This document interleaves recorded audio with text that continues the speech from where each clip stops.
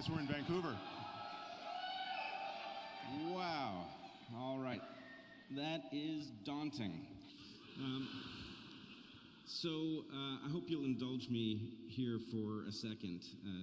Jordan and Sam have given me the honor of moderating this debate or discussion, depending on how you view it, and I think that actually creates a certain kind of responsibility, and I want to talk to you about my responsibility and how I see it, and my sense of how you all have responsibility in this as well. I suspect that what's going to happen tonight is actually historical, which doesn't necessarily make it good. There's lots of bad history. It could be good, though, and that's what I'm hoping will happen. So the reason I say I think it's historical is that we are existing in a moment where all of the systems that have helped us make sense are breaking down. The university systems are breaking down. Journalism is breaking down. And at that same moment, we have a network of people who are trying to make sense in an alternative way, and I have to say, I think beating the odds for the moment. So, here's the problem. That network is not entirely in agreement with itself about some significant issues, and Sam and Jordan have some differences that have proved very difficult. So what could happen tonight is we could have some sort of a failure where things get even more muddled. We could tread water where nothing gets clearer. Maybe it would be entertaining, maybe it wouldn't. But best case scenario is that we figure out how to make sense of things that have gotten in our way before. And if that happens, then you all will leave here, and as you talk in your various networks, you will have something to say about in what way we upgraded our software so that we could talk more deeply about difficult issues. So, to that end, we would ask that you not film tonight's discussion and broadcast it online. It's not that we want to hide this. In fact, we encourage you to discuss it. But we would like to have all of us feel maximally free to speak here, to try out positions that we haven't tried out before in the hopes that we can get somewhere new. All right, so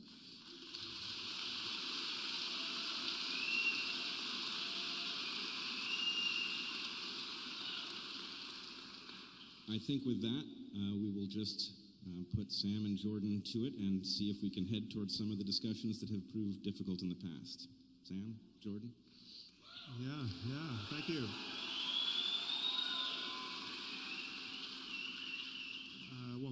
I think I'll just start by saying that when we first had the idea to do this now some months ago, and I'm getting a little reverb here, so if you can dial down, there's a little feedback. When Jordan and I first decided to do an event together, it was after we did those somewhat ill-fated podcasts, and I joked that we would probably need a safe word for this event. So that safe word, as will come as no surprise, is lobster.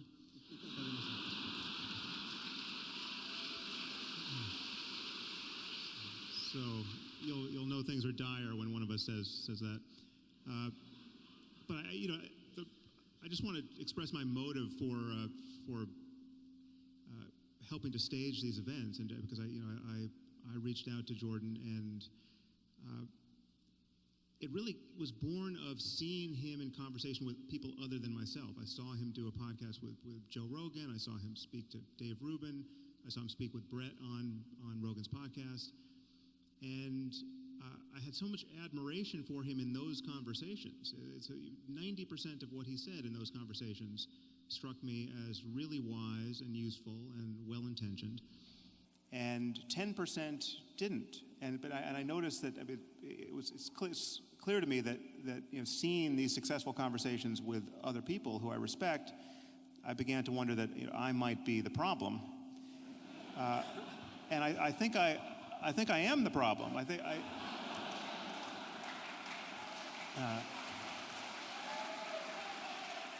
Well, before you applaud, maybe I didn't mean that quite the way you took it. I think it's a good sort of problem for Jordan to have, because it's what happens on those 10% moments and what doesn't happen that I think made our conversation so hard, and I think there is stuff to clarify between us. So I look forward to doing that, and thank you, Jordan, for agreeing to do this. It's an honor to share the stage with you, and needless to say, having Brett as a moderator is almost an obscene underestimation of the role he should be playing on any stage, because as you know, he's been on my podcast, and that was one of the best conversations I've ever had. So thank you for doing this, Brett. Yeah, thanks, Sam.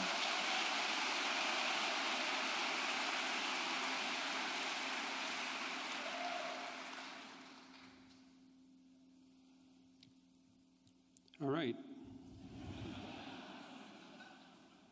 So I'm going to jump right into it, I think.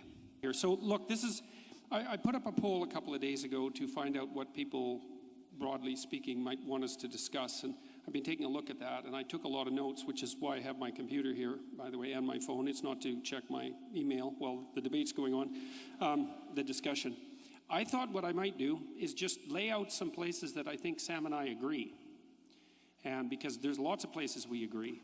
And then I want to figure out where we disagree, which I've been trying to sort out, and then I want to see if we can hash it out a little bit and move forward on that a bit. So I'm going to lay out. See, one of the things that Carl Rogers said, the psychologist, was that one of the good way to have a discussion with someone is to tell them what you think they think until they think that what you said reflects what they said.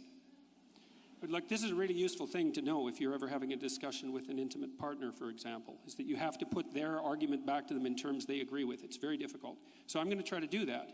And so the first thing is, I think that partly what's driving you, if this is accurate, is that you want to ground a structure of ethics in something solid. And there's two things you want to avoid, two catastrophes, let's say. One is the catastrophe that you identified with religious fundamentalism, and the other is the catastrophe that's associated with moral relativism. Is that reasonable? Yeah, that's good. Okay, good. Okay, well, no, but it's... Okay, so it's crucially important that we get this right. Now, and that's something that I think we really agree on, because I've conceptualized that slightly different than you, and that might be relevant, but I think of that as a pathology of order and a pathology of chaos. So the terminology is slightly different, but I think we're working on the same axis. So that's the first thing. And then in order to do that, it seems to me, that's your first priority. And then maybe your second priority is something like, you see undue suffering in the world, plenty of it, and you would think that things would be better if that wasn't the case, and that this morality, whatever it's going to be, is at least going to ground itself in part on the presupposition that the less undue suffering in the world, the better. Is that also reasonable? Yeah, I would just add to that the positive side of the continuum as well. So as you know, the phrase I use, or the word I use for this is well-being. Yep. And I know from having, I don't think we spoke about this on my podcast, but from having seen you in other interviews, I think you think that phrase doesn't capture everything one could reasonably want. But I think it does. I mean, it's an elastic suitcase term for a reason, and it's actually, in reading your book, I realize there's a point of contact here, because you use the word being, capital B, being, as though it were imbued with significant gravitas. So for me, and I agree with you, that's an appropriate use of being. And for me, well-being is simply just the positive side of being. There's the negative side, the suffering we want to mitigate. But I think however good consciousness can be in this universe, that the well-being for me subsumes all of those possibilities. Okay. Well, so I focused on the suffering element, I think, as I've done in my own work, because I actually think it's easier to zero in on in some sense. Like, I think it's easier for people, and I think you lay out the argument in the moral landscape kind of like this. I think it's easier perhaps to gain initial agreement between people on what might constitute a generalized ethic, to concentrate on what we don't want. Yeah. I'm not saying that what we do want is unimportant, but it seems to me to be harder to get a grip on. We don't want Auschwitz. We don't want the Gulag Archipelago. So, and there are... And I would add, to just closing the door to moral relativism here, those who do want Auschwitz are wrong to want Auschwitz. I mean, it's obviously right. Auschwitz only happened because some people did want Auschwitz, not the victim side, but the perpetrator side. And so crucially for me is the claim that I'm a realist, I'm a moral realist, and what realism means is that there are right and wrong answers to questions of this kind, and you cannot know what you're missing. In fact, we almost certainly don't know what we're missing on questions of human value, and our job is to discover just how good life can be and just what variables are making it needlessly horrible, and to mitigate all of that and live in a better and better world. Okay. Well, so okay. So. Okay, so that's a lot of points of agreement. So I also believe that there is a catastrophe of arbitrary moral injunction, and that there's a catastrophe of moral relativism, and that has to be dealt with, and that there are genuine differences between the proper way of behaving morally and the improper way of behaving morally. And I think that they are grounded in human universals, even though there's a wide amount of variation. So that's a lot of points of agreement, right? So we know that there's two things we want to avoid,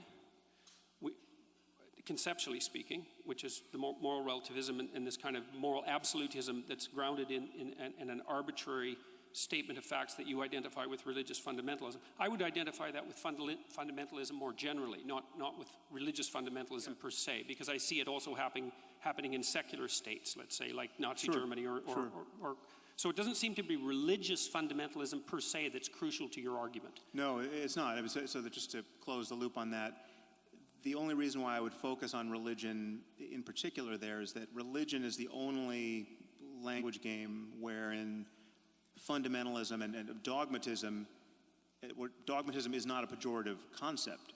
Dogma is a good word, specifically within Catholicism, and the notion that you must believe things on faith, that is in the absence of compelling evidence that would otherwise cause a rational person to believe it, that in a religious context is considered a feature, not a bug. Elsewhere we recognize it to be a bug, and that's why the unique focus on religion. All right, so is it reasonable to assume that we've already established, at least in principle, that there's an association between the totalitarian regimes, let's say, and dogmatism, yeah. And the dogmatism that characterizes religious belief. Yeah. What do you think, although at least in principle, the secularist totalitarian states and the religious fundamentalist totalitarian states do differ in one important regard, which is that the religious types ground their axioms in God and the secular totalitarian types don't. And so there's got to be something about totalitarianism per se that's independent of, that's associated with religious belief in the manner that you just described, but that's not particularly associated with the belief in God. There's something that makes them, that's a commonality between them. And so do you have any sense of what that might be? Well, I think one has to acknowledge that there's something uniquely pernicious, at least potentially, about religious beliefs, because they have the otherworldly variable, the supernatural variable, you're going to get everything you want after you die, so this life doesn't matter issue. That allows for a kind of misbehavior that is especially okay. So it seems that the claim would be that if you put forward axiomatically your claim that God exists, then you can use that claim to justify whatever arbitrary atrocities your system might throw off. Yeah, I guess the only point I was making there is that not all dogmas are created equal. Some dogmas are, on their face, more dangerous and more divisive. Right, but what I'm curious about specifically is, because it seems to me that the dogmas of the USSR and the dogmas of Nazi Germany were as pernicious as any religious dogmas, and they may also share important features with pernicious religious dogmas, but it isn't clear to me from your perspective what those commonalities would be. Well, so, I mean, in some ways you're recapitulating an argument I've made, and this is an argument that I would make against you were you to claim, as you have elsewhere, that atheism is responsible for the greatest atrocities of the 20th century. The idea that Stalinism and Nazism and fascism were expressions of atheism simply doesn't make any sense. I mean, in the case of fascism and Nazism, it doesn't make any sense because the fascists and the Nazis, by and large, were not even atheists. I mean, Hitler wasn't an atheist, and he was talking about executing a divine plan, and he got lots of support from the churches, and the Vatican did nothing to stop him, and fascism, as you know, coexisted quite happily with Catholicism in Croatia and Portugal and Spain and Italy. So, but even in the case of Stalin, what was so wrong with that situation were all of the ways in which it so resembled a religion. You had a personality cult, you had dogmatism that held sway to a point where apostasy and blasphemy were killing offenses. You know, the people who didn't toe the line were eradicated, and you know, so to take a more modern example, North Korea is a religious cult. It just doesn't happen to be a one that is focused on the next life or you know, supernatural claims of magic. So what would be the defining characteristics of a religious totalitarian movement that would make it different from a non-religious totalitarian movement? Well, because there's aspects that are similar. They're very similar. I mean, the problem is dogmatism. The overarching problem is believing things strongly on bad evidence. And and the reason why dogmatism is so dangerous is that it doesn't allow us to revise our bad ideas in real time through conversation. Dogmas have to be enforced by force or the threat of force, because the moment someone has a better idea, you have to shut it down in order to preserve your dogmas. Okay. So the commonality seems to be something like claims of absolute truth at some level that you're no longer allowed to discuss. Yeah. So that's another point of agreement then, I would say, because part of the reason that I've been, let's say, a free speech advocate, although I don't think that's the right way of thinking about it, is because I think of free discourse, like the discourse that we're engaged in, as the mechanism that corrects totalitarian excess or dogmatic excess. And so I also think that systems of governance that are laying themselves out properly have to elevate the process by which dogmatic errors are corrected over the dogmas themselves, which is why I think the Americans are right, say, with regard to their First Amendment, is the process of free speech is the process by which dogmatic errors are rectified, and so it has to be put at the pinnacle of the hierarchy of values, something like that. No, I think you and I totally agree about the primacy of free speech. Okay, good. Okay, so that's another, fine.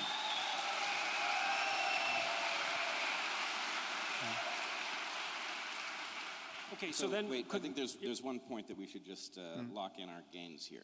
It sounds like what you're saying is that the reason to fear religious dogma is really on the dogma side and not the religion side, which at least leaves open the possibility that something could exist over on the religion side that doesn't have that characteristic, right? That often they travel in tandem, but that the thing to fear is not the religious belief, it is the dogmatic nature of the way it is conveyed. Oh, yeah. Is that fair?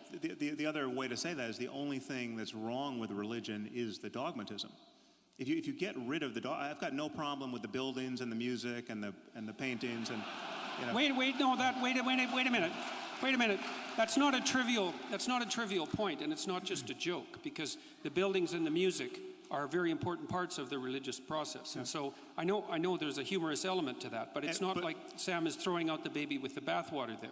And to go further than that, I've got no problem. In fact, I'm deeply interested in the phenomenology of spiritual experience. So whatever experience someone like Jesus had, whoever he was historically, or any of the other matriarchs and patriarchs of the world's religions, that phenomenology is subjectively real. I mean, it's diverse. I'm not saying everyone's had the same experience, but there are changes in consciousness that explain both how religions have gotten founded by their founders and the experiences people have had in the presence of those people or by following their methodologies that seem to be confirming of the dogmas that grew up around those traditions. And my issue is that whatever is true about us spiritually, whatever opportunity being born into this universe actually presents as a matter of consciousness spiritually, that truth has to be deeper than accidents of culture and just mere historical contingencies. The fact that somebody was born in Mesopotamia and not in China and got a different language game. So whatever is true there has to be understood in universal terms about the nature of human psychology and the human mind.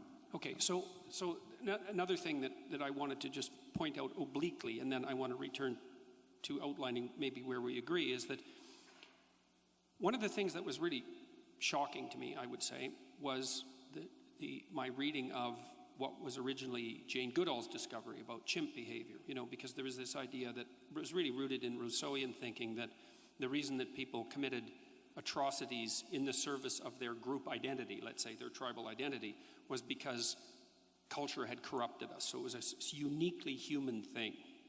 But then, of course, Goodall showed in the 1970s that the chimps at Gombe, I think I'm pronouncing that correctly, yep, would go on raiding parties, right? And so there'd be like 4 or 5 adolescent chimps, usually male, sometimes with a female in there.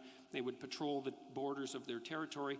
If they found an interloper on the border, near the border, from another troop, even if it was a member of their troop that had emigrated, so to speak, and that they had some history with, they would tear them to pieces. And of course, that was shocking to Goodall, and my understanding is she had some trepidations about publishing it, although she did. But then that's been noted repeatedly in other forms of chimp behavior. So, see, I've been really interested in the commission of atrocity in the service of belief. And it's tempting to pin that, say, on dogma and then to associate that with religious dogma. I think that's all tempting. But the fact that chimps do it shows that it can't be a consequence of something like religious belief, unless you're willing to say that the reason that chimps commit atrocity in the service of their troop and their territory is because chimps are religious.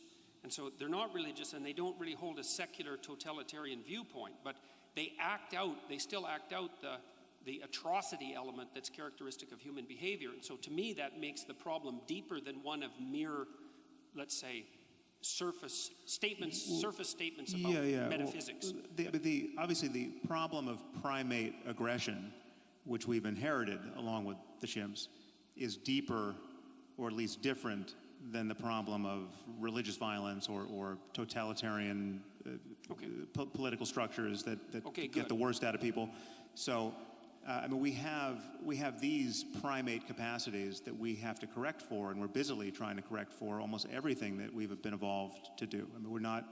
We don't like the state of nature for good reason, and virtually everything that's good about human life is born of our, I would argue, culture-based and highly intelligent and necessary effort to mitigate what is in fact natural for us. And there's nothing more natural than tribal violence, which of the sort that you're describing in chimps. Okay, so then it also seems like we agree that the core element of tribal alliance, which would have its roots, say, in the chimpanzee proclivity to, or its analog in the chimpanzee proclivity to identify with the dominance hierarchy of the troop, is something that's a source of the proclivity for human social aggression that's independent of its, at least independent of any obvious religious substrate. So there are other reasons for group belief and the commission of atrocity that can't be directly attributed to religious dogma. Yeah, but and what most worries me about religion, I would say, obviously religion can channel these primate urges in unhappy ways. So you can get tribal violence that gets amplified by religious dogmatism, and that should trouble everyone. But it's not unique to religion. It's also nationalism, and it's racism, and it's all other kinds of dogmatism. But what most worries me are those cases where clearly good people who are not necessarily captured by tribalism per se are doing the unthinkable based purely on religious doctrines that they believe wholeheartedly without good evidence. So you have the person who joins ISIS who wasn't even Muslim before they converted 16 months ago, and they go all the way down the rabbit hole to the most doctrinaire, most committed, most uncompromising view of just how you have to live in this world if you're going to be Muslim. And they join ISIS based on the idea that salvation only goes one way, and that dying in defense of the one true faith is the best thing that can happen to you. There's no question that there are individuals who have made that journey. In fact, there are individuals by the thousands who have made that journey. And there are far more benign versions of that. There are people who just waste their lives, I would argue, converting to whatever the belief system is, and just wasting a lot of time worrying about hell or worrying about the fact that their child is gay and the creator of the universe doesn't approve of that. And so there are all kinds of suffering that strike me as truly unnecessary, born not of, again, ape-like urges, but ideas that any rational person would, if believed, would follow to that same terminus. I mean, the thing is, if you buy the fact, again, to take Islam as a current example, if you buy the claim that the Quran is the perfect word of the creator of the universe, never to be superseded by anything humanity does now or 1,000 years from now, that commits a rational person, that then the exercise of human reason is bounded by this, I would argue, pathological frame, which leads to certain outcomes that should really worry us. Okay. So let's take that claim apart for a minute, because that's not your claim specifically, the claim that you were describing. See, because that's really not the claim that religious fundamentalists make. The claim they make is worse than that, because they claim that the Quran, say, or the Bible for that matter, is the literal word of God. But more than that, they claim that their understanding of that word is correct, which means they conflate two things. Like, because you could imagine a situation where you had a book, and I'm not saying this is the case, it's an imaginative exercise, where you had a book that had all the answers, that was extraordinarily complicated. And so that when you read it, it wouldn't be obvious that you understood it. Perhaps it wouldn't be obvious that you didn't understand it either, but you're not going to be able to, you can't get an uninterpreted version of the book. And so the fundamentalist claim is far worse. It's that not only is there an absolute reality, truth, embedded in the book, but that their particular take on that absolute reality is the absolute take on that book. And so they conflate their own, they make an assumption of their own omniscience and then pass that off onto God, so to speak. Except in their defense, and I don't often rise to the defense of fundamentalists, it's very easy to get there because some of the claims in the book are not at all hard to parse. In fact, so many of them can only be honestly interpreted one way. So to take, again, an example that will be not inflammatory to you, but makes the point, it just says that the remedy for theft in the Quran is to cut the hands off a thief. I mean, that is the unambiguous injunction. It's not an allegory. It's not. You have to indulge some kind of tortured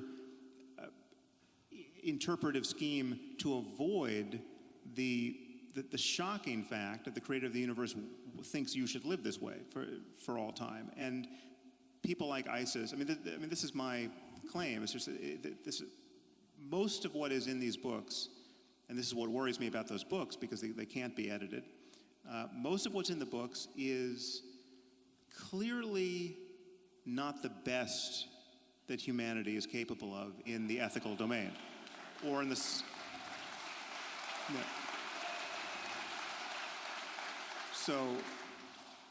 So clearly, and this is true for morality, most pressingly, but it's true for science, it's true for economics, it's true for anything else that we are wise to pay attention to. It's like slavery is condoned in the Bible, in both Testaments, and in the Quran. There's no getting away from that. Now you can say, well, it's not the central thrust of any of these books, but if you go to the books and try to figure out what the creator of the universe wants with respect to the owning and needless immiseration of other people, right? He expects you to keep slaves, and he's told you how to do it. Don't knock out their eyes and their teeth. Don't take, if you're a Muslim, don't take other Muslims as slaves. But it's not an accident that the people who joined ISIS thought that it was absolutely kosher to take slaves, to take sex slaves. And they were even, their use of their sex slaves was conducted as a sacrament. And that's not an accident. I mean, they were praying over the Yazidi girls before they raped them. So this is not, unlike what many people expect, it's not that this doctrine is being used as a pretext for people who would otherwise do terrible things like take sex slaves and rape them. And so there's no net damage being done here by this belief system. No, these are, I would argue, in many cases, psychologically normal people who are simply convinced of the absolute veracity of these ideas. And in this case, the perfect example of Muhammad as the most self-actualized human who's ever existed. And what did Muhammad do? Muhammad took sex slaves. So then once you grant that, and this is where there's a tension between how we pursue the same goals. Like as we've just established, we have many of the same goals. But insofar as you make religion look palatable, insofar as you suggest to your audience that they can have their religious cake and eat it too, they can have their reason, they can have their respect for science, they can have a 21st century worldview, but they can also hold on to everything they love in Christianity or fear to lose. And it's undoubtedly mostly Christianity, but whatever, any religion. My concern is that it keeps us shackled to these Iron Age philosophies and these Iron Age conversations where we should be having a 21st century conversation about everything, ethics included. Okay, so...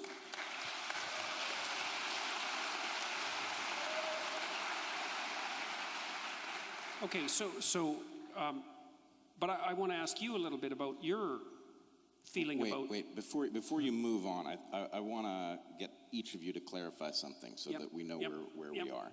So Sam, you said the problem here is that the dogma can't be updated, right? That slavery is with us permanently because it's written into the dogma. But clearly most of the traditions in which it's written into the Holy Book don't practice slavery, and the people who adhere to these belief systems wouldn't defend slavery. So clearly there is the capacity for an update mechanism. Well, no, but not really. I mean, they've been forced, they've had it beaten out of them, right? I mean, we fought a civil war in the U.S. to get rid of slavery. But it was Christians who abolished slavery in England, though. What was that? It was Christians who were at the forefront of the movement to abolish slavery in England. But there were Christians on either side of everything. I mean, there's no one else to do the job. Right, but that's the update mechanism. Wait a second. But it was specifically Christians who were using their Christian belief as a justification for eradicating slavery. The problem was they were actually on the losing side of a theological argument. And it would be much better, I think you would agree, if one of the 10 commandments had been, don't keep slaves.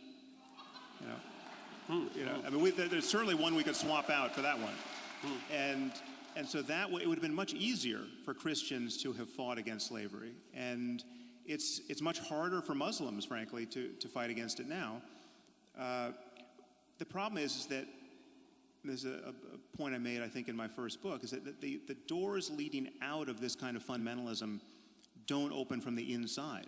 They get bashed open from the outside. And it's humanism and it's secularism and it's scientific rationality that has exerted such pressure, such winnowing pressure on Christianity, now for multiple centuries, that's why we're not encountering the Christians of the 14th century on a daily basis.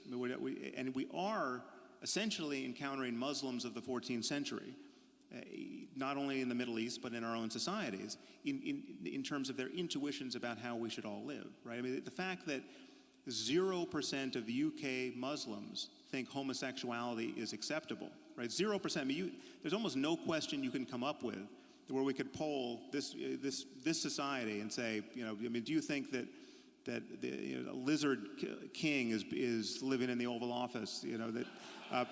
You never get a 0% response to any poll question, right? But if you ask Muslims on the streets of London, is homosexuality morally acceptable? Apparently, you can find no one who says it is. That's shocking, and it's not an accident, right? And it would be much easier if the book actually said, you can love anyone you want, and it's not a problem. It is shocking, but I think there's a reason that you keep finding yourself at Islam, which may be the slowest to update for reasons that may be ancient. But I wanted well, to... that is a useful... Well, I can do it for Christianity. I want to make the point as cleanly and as undistractedly as possible. But yeah, it's true. I have the same kinds of concerns about Christianity or Mormonism or Scientology or anything else. And the point is they're all different. And there's no reason to be, because Islam, to take the case where it's fine, Islam doesn't represent any impediment to stem cell research, right? Because they just don't think that the fertilized ovum is immediately ensouled. It waits 40 days or 80 days or 120 days, depending on what hadith you believe.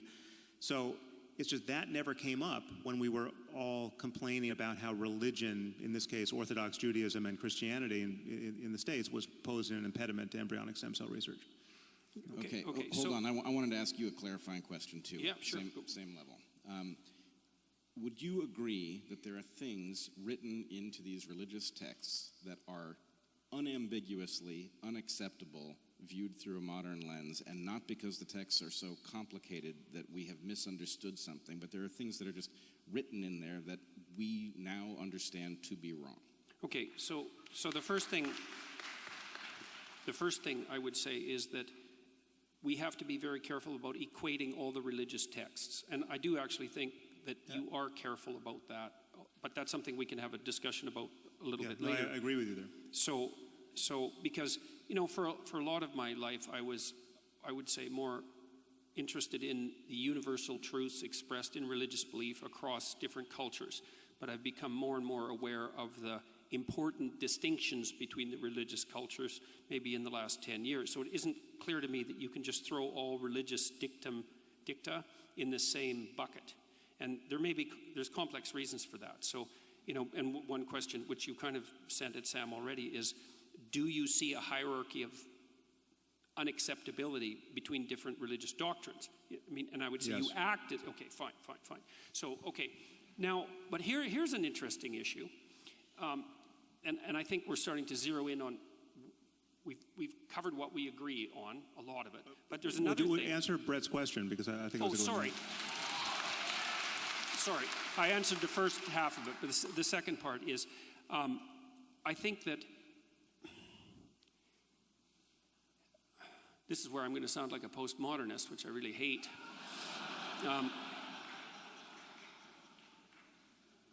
I would say, sentence by sentence, yes, you're correct.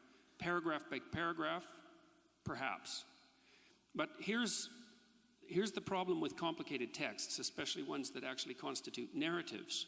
So imagine this. So imagine you're at a movie, and it's a movie with a twist at the end. And so the entire movie is set up to make you think one particular way and to have one set of experiences. But when you put the twist in at the end, it changes the entire structure. And so this is one of the complex problems that actually led to the rise of postmodern interpretations of literature, which is that if you take a complex narrative, there's a very large number of ways of interpreting it, and it isn't self-evident which of those are canonically correct. And we can deal with that horrible issue later, but it's a good objection, and it's true. And what it does is it makes these sorts of things quite complicated, because in the Bible is a series of books, and they had influence on one another, and they were sequenced with a very complex editorial process. And there's actually a developmental narrative that links all the chapters together. And what that means, this is at least, I'm going to speak from the perspective, or in terms of analysis of the Christian Bible. What it means is that you have to read the beginning as if it's also influenced by the end, which is what, by the way, and in case you think that I'm weaseling around here, and I'm not, is that's exactly what you do every time you read any story, any work of fiction. You say, well, you're not claiming that the Bible is a work of fiction. It's like, don't, that's just a cheap objection. That's not my point. My point is that it's a narrative.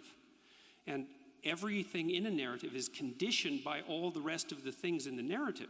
And it's well known, like if you're a screenwriter, for example, there's an old dictum, I don't remember who generated it, was one of the great Russians, that if there's a a rifle lying on a table in the first scene that it better be used by the end of the second scene or it shouldn't have been there at all.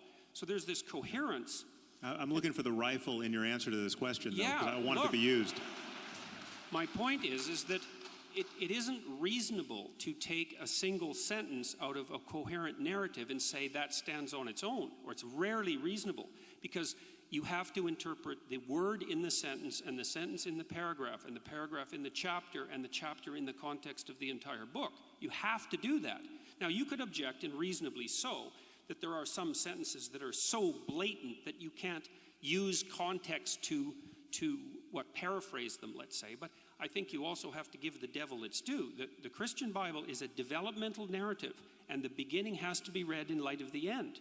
And is it a fact? Okay, well, So what does that do to Moses' laws of war?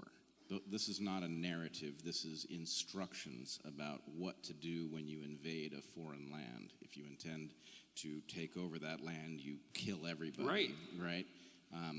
There are other rules in there about killing husbands and taking the wives for yourself. Yeah, the Old Testament's a brutal document. Absolutely brutal. And so my point would be, I don't know that reading that portion in light of the end, even if you call the end the New Testament, I don't know that it changes Moses' laws of war and their acceptability in any modern hypothetically, if you context. take the New Testament seriously, it does, because it's a document that supersedes it. And I think there's actually technical reasons But why it doesn't supersedes supersede it on every point. I mean, this is the problem. Slavery is a very straightforward case because clearly the Bible thumpers of the South who were defending slavery with reference to the text felt they were on firm ground. And I would invite anyone to read what the New Testament and the Old Testament say about slavery to see that they were on fairly firm ground, that the balance of the honest reading was on the side of clearly we can keep slaves, right? Jesus never envisioned a world without slavery, and he admonished slaves to serve their masters well and to serve their Christian masters especially well.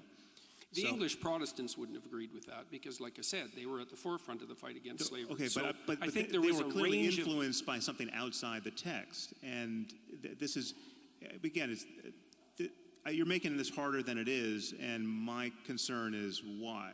Right? Well, I don't think I am, Sam, because I think that the fundamental message in the New Testament, for example, is that So each then you acknowledge that the individual Old Testament, so Jews are in possession of a book that has some diabolical passages that would be better left out.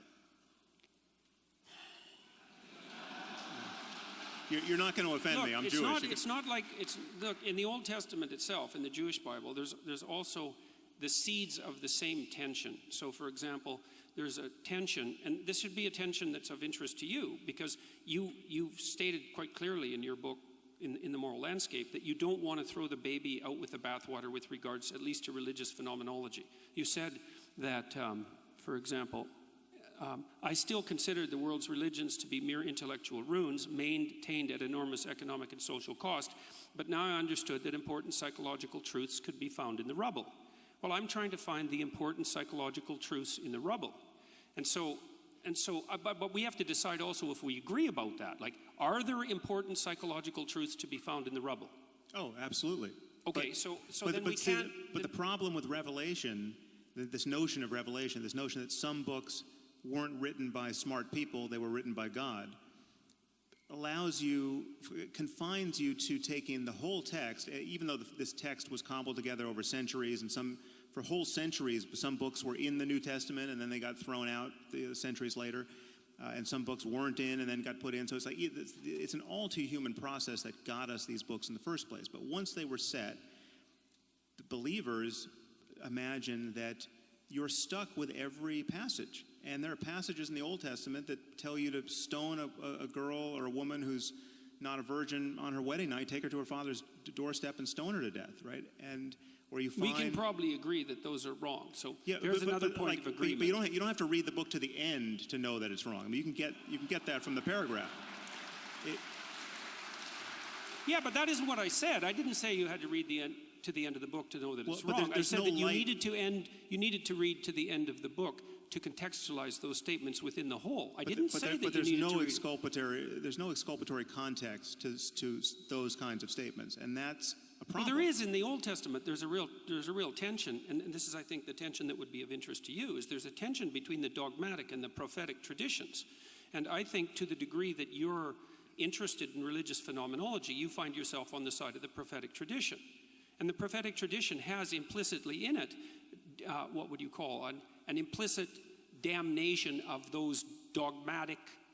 Those cruelly dogmatic rules. You see that emerge all the time in the prophetic tradition. Arguably in Christianity. I mean, I think. No, in Judaism, it's clearly there in the Old Testament with the distinction between the. I was going once again to Islam, but every prophetic. I mean, the notion of prophecy is dangerous and worth worrying about. I mean, the idea that any ancient book contains in it a perfect description of rightly interpreted, however difficult to interpret it. If you're only smart enough, you could extract from this text a perfect window onto the future, right? And that whole generations of people have lived by the lights of this cockamamie idea, right? That the world is going to end and its ending is going to be glorious, right? This is at the center of most eschatologies. It's just that when the wheels come off totally, right? That's on some levels the best thing that's ever going to happen, because it's showing you that in this case Jesus is going to come back and throw the sinners into a lake of fire. And I've read to the end of the book. It's pretty scary at the end as well. I mean, Revelation is. Yeah. No kidding. Well, that's a really good objection. But like when I did my lectures on the Bible last year, I said that they provided a psychological take on the biblical lectures, and that's what I'm going to attempt to maintain here.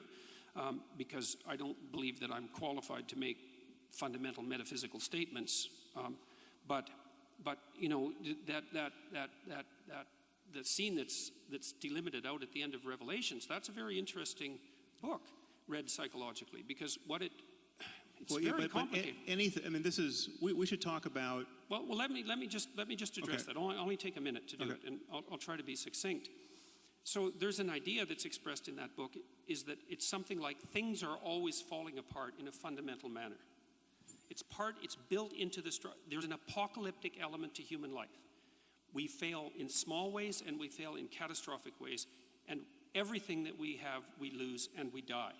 So and societies come to an end. There's an apocalyptic element built into the structure of human reality. And part of what's revealed in that strange book at the end, which is like a hallucinogenic nightmare in some sense, is that the hero is born at the darkest point in the journey, and it's a psychological truth, and it's very, very apt, because at the darkest point, this is also why Christ is born near the darkest time of the year from a metaphysical perspective. There's an idea there that when things fall apart, that's the time for the birth of the hero, and the hero in Revelation is also the place where truthful speech most clearly manifests itself, because in the Christian tradition, Christ is identified with truthful speech. And so the notion there is that redemption under apocalyptic conditions is to be found in the revelation of truthful speech, which is something that you actually believe. Well, I believe in truthful speech, but I also believe that you can play this kind of interpretive game with almost any text. This way of thinking. But then you could do it with the world, Sam, and that wreaks havoc with your value from facts argument. No, actually, I didn't hear what you just said. What was that? Well, I said you can make exactly the same objection with the world of facts. Is there's an infinite number of facts, and there's an infinite number of potential interpretations, and so tracking the pathway from the fact to a value is actually impossible. It's the same argument with regards to biblical interpretation. We should talk about that, but I don't think that's a good analogy. There are more and less plausible interpretations of any situation, any data, and any text, arguably. But the problem is that you can read into any story some apparently meaningful set of psychological insights, which. But you can do that with any set of facts too. Well, no. I mean, there are certain things you can't over-interpret to your heart's content and come out any way you choose. My point is that first of all, this is why fundamentalism always has an edge over more sophisticated theology, because the sophisticated theology is in most cases inspired by a more and more modern recognition that well, we can't read it literally because it either makes no sense or it makes barbaric sense, right? So we have to get away from the literal.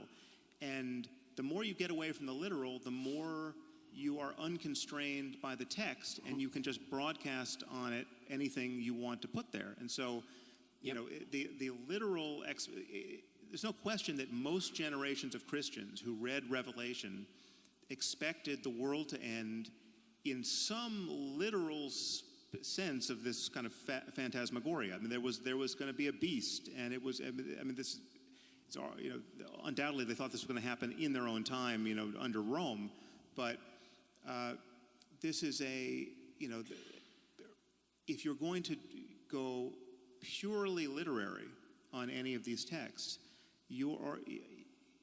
on some level, you're playing tennis without the net. You're unconstrained by the text, and you can do with it more or less anything you want. But isn't that argument working at cross purposes with your other argument about dogma? No, because it's always tempting. First of all, there are lines that do not announce that they're susceptible to that interpretation. I mean, yes, you can say, listen, Allah does not want us to cut the hands off of thieves. He just, you know, he meant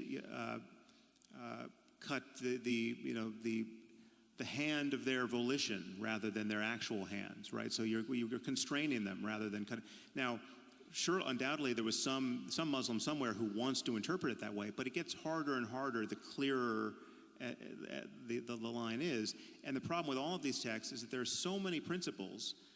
Again, I mean, so to read Revelation any way you want, it is still a problem that it is perfectly rational on the basis of reading that text to expect the world to end and for Jesus to be the only savior of it.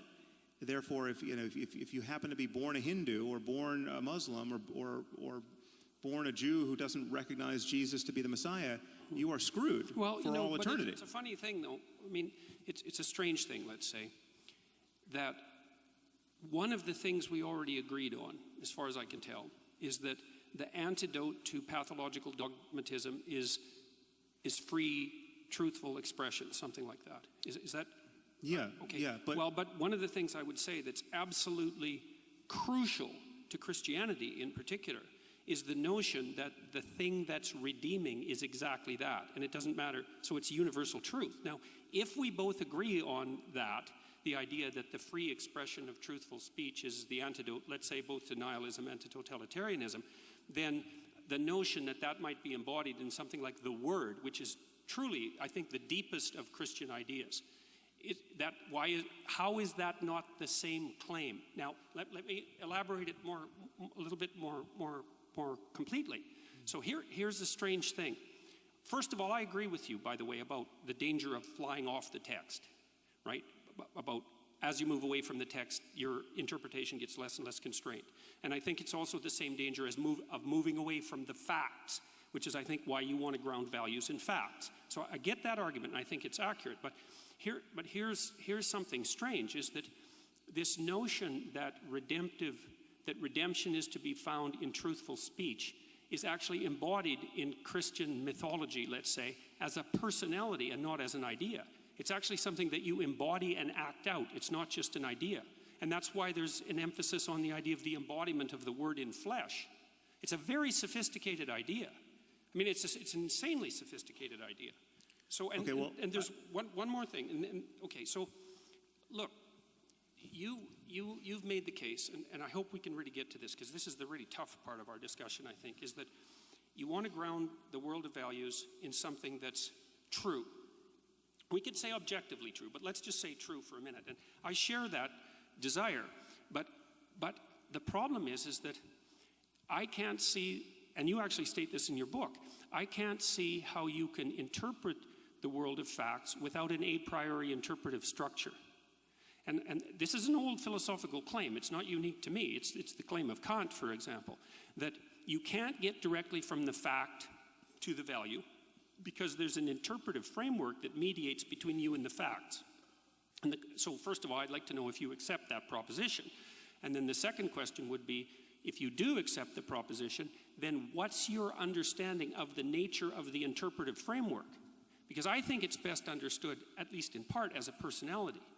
or as a story for that matter. So, Well, I think our intuition of truth, the intuition that there's a difference between fact and fiction, or fact and fantasy, the intuition that we live in relationship to a common reality about which our understanding can converge, provided we're looking in the same direction with the same tools. I think it's certainly deeper than religion. It's not best captured by stories. Even if you could, as a matter of historical fact, point to its roots in story and myth and religion, that's not an argument that it's now in the 21st century best captured by story and myth and religion. I think it is a fundamental intuition to which our sanity, both personally and intersubjectively, is anchored. I mean, to lose a sense of objective reality is to lose the platform on which you can communicate with anyone and or rationally expect anything to happen a moment from now. To think that your memory represents something about a prior state of the world and your beliefs represent something about a possible state in the future, all of this is anchored to a sense that there's a difference between knowing something really and just imagining it, right? There's a difference between perception and hallucination. All of these distinctions are born of this intuition. I think we have fundamental intuitions which are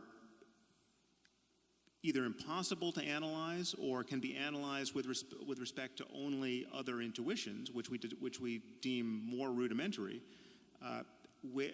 upon which everything else we do as a matter of knowledge gathering and sense making is built. So the intuition that 2 + 2 makes 4, right? You at some point you learn basic arithmetic, and you learn what addition is, and it's demonstrated to you with objects, and you're shown you take 2 apples, and you take 2 more apples, and then you have 4 apples. Look, just count them.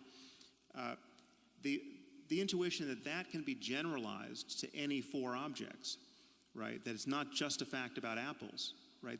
This is something that we are clearly designed to have.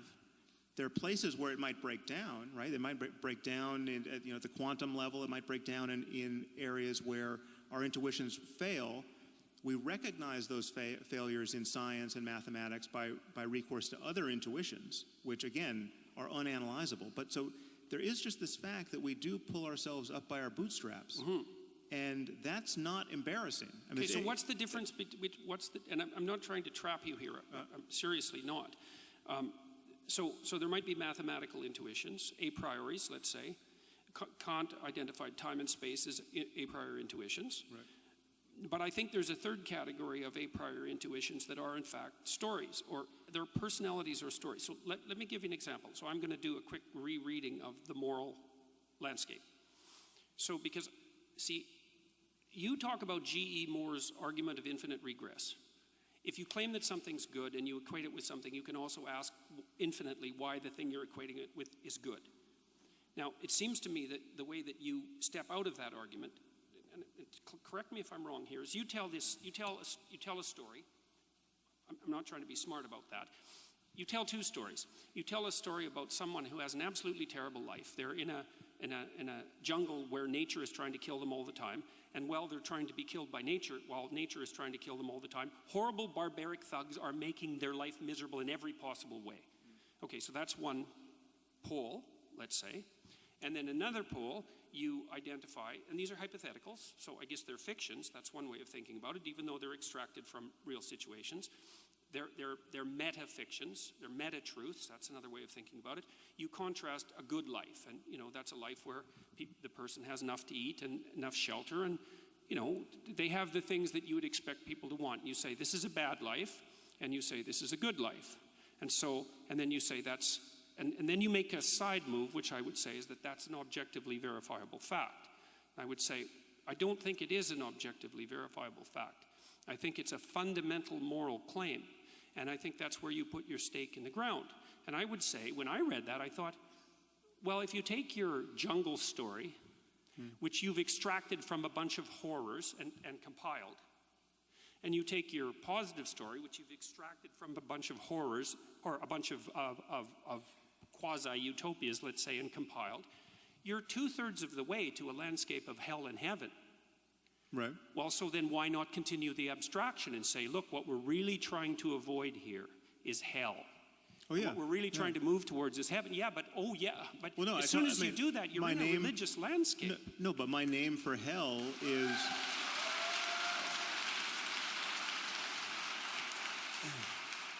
It's very interesting because, like, you and I were talking about this at dinner. We were talking about this at dinner and how the overlap or lack of overlap between our audiences, and so like I just heard from your audience there, and you might have heard from the odd convert. But what's amazing to me is I have to do some work to figure out what point they think you made. Because wait a second. Wait a second. No. Hold on. No. I said if you're going to produce a fiction, why not go right to the end? Okay, because you did produce a fiction.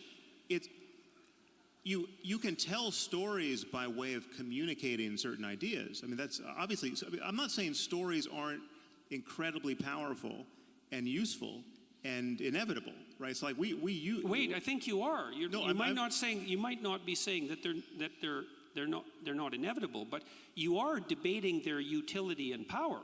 Because you said that you don't need the story as an intermediary. I'm not. So now we have a few doors open here, which I think we should we should extract the most out of these areas that we've touched and not run on to something else. So I think there's to talk about the utility of story, right? Which is obviously a fact about the world and about human psychology that you're reading a lot into and more into than I'm reading, right? And the people we just heard from love that you. Well, maybe I'm reading more into it than you are. I'm not sure about that. But you talk a lot about the primacy of stories, and you are trying to get me to admit that even I helplessly resort to storytelling to make my points, right? Well, you did I think there. I think this is a good place for us to, and I don't want us to get bogged down, but I think it's a good place for us to touch this topic of the distinction between literal and metaphorical truth, which you might want to introduce it, but because that in my mind that covers this different emphasis on stories. Okay, briefly, but we are at 60 minutes, and we had agreed to go an hour and 15 before we start Q&A. So I agree that metaphorical truth is relevant here. Metaphorical truth is my argument that there are some things which are literally false, but if you behave as if they were true, you come out ahead of where you would if you behaved according to the fact that they are false, and so that these things hover in a kind of intermediate space. To call them false is incorrect. Right. And I hear Jordan wanting to call them true because they're so useful. Right. Well, but you also look, this is what happens in the moral landscape, I think. Tell me why I'm wrong, because I'm really trying to understand it. See, I think you dealt with G.E. Moore's problem of infinite regress by staking a moral proposition. And your moral proposition was, look, here's a way things can be horrible, and here's a way things can be good. Can we accept that this is horrible and this is good, and that we should move towards good?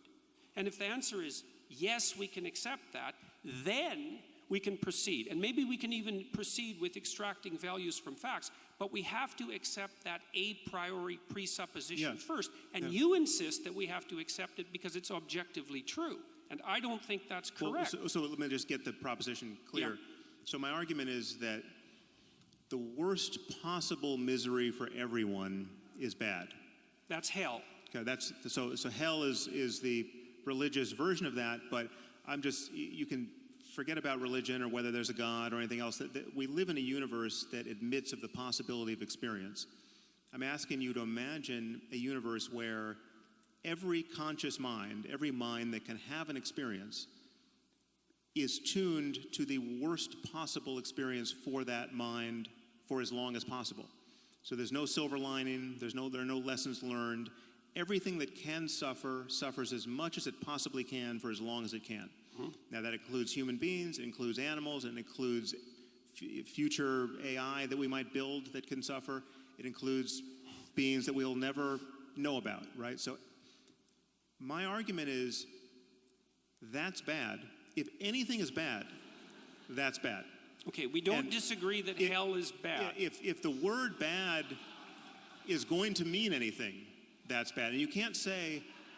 That's fine, but it's not a factual claim. No, it is. It's a factual. It's a claim about... So I would argue to you, and again, it's hard to impart this intuition if someone doesn't share it, but if someone doesn't share this intuition, I have no way of interpreting any other word that comes out of their mouth after they admit they don't share this.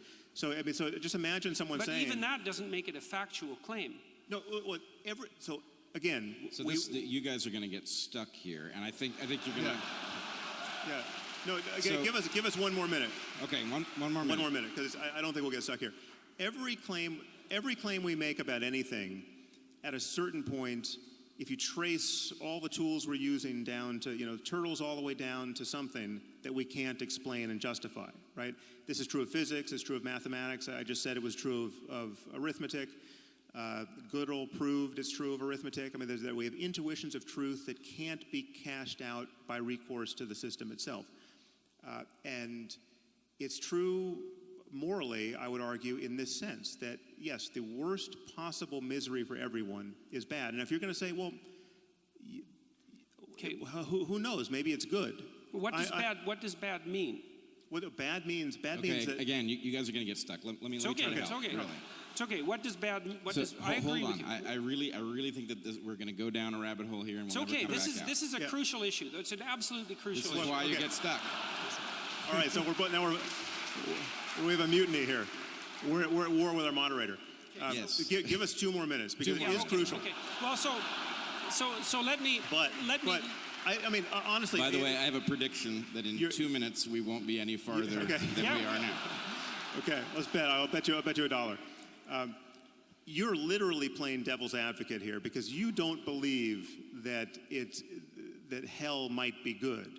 No, right? of course not. Okay. I didn't say that for a second. So you're willing. I agree that it's bad by definition. This isn't I would argue that anything you would, if you're going to use the word bad and good, or better and worse, or make any value judgment about anything, it will, implicit in those judgments will be an acknowledgement, whether you're going to acknowledge it or not when I put the question to you, that the worst possible misery for everyone is bad.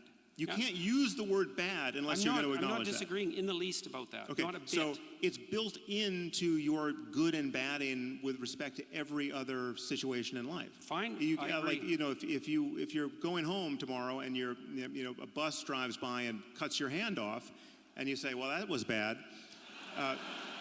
It only makes sense with reference to this underlying claim. Well, it would be worse if the other hand got cut off too, and everyone's hands got cut off. You're beating a dead horse here, man. I agree with you.